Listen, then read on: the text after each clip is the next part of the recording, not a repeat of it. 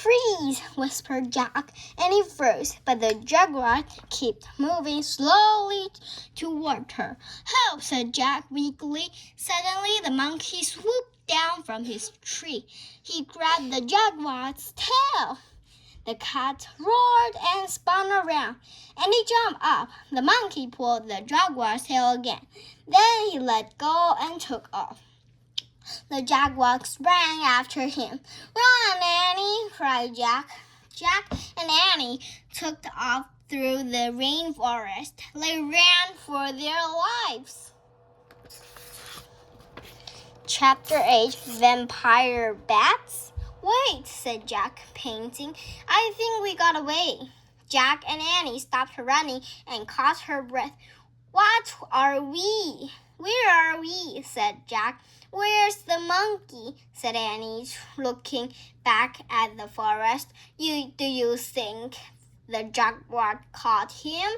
"No, monkeys are fast," said Jack. "Of course jaguars are fast too," Jack thought, but he didn't want to tell Annie a lie. "I hope he's okay," said Annie. Squeaked. Peanut peeked out of Annie's pocket. "Peanut, I almost forgot you," said Annie. "Are you okay?" The monkey just stared at Annie with her big eyes. "She looks scared," said Jack. "Poor Peanut." "Poor monkey," said Annie. She looked around at the forest. "We'd better check the book," Jack said. He pulled out the book. He turned to the pages, searching for help. He stopped at the picture of a scary creature. "Oh man, what's this?" he said. Jack read the writing below the picture. It said, "Vampire bats live in the Amazon rainforest. At night, they quickly bite their victims and suck their blood." "Vampire bats?" said Jack. He almost fainted. "Vampire bats?" said Annie. Jack nodded. After dark.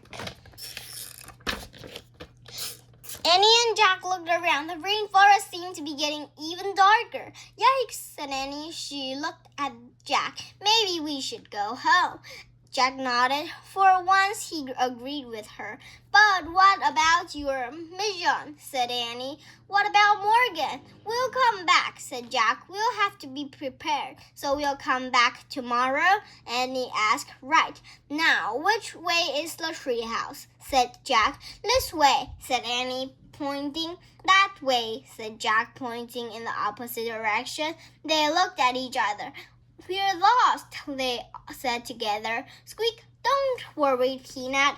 Annie started to pat the mouse again, but she stopped. "Squeak, squeak, squeak."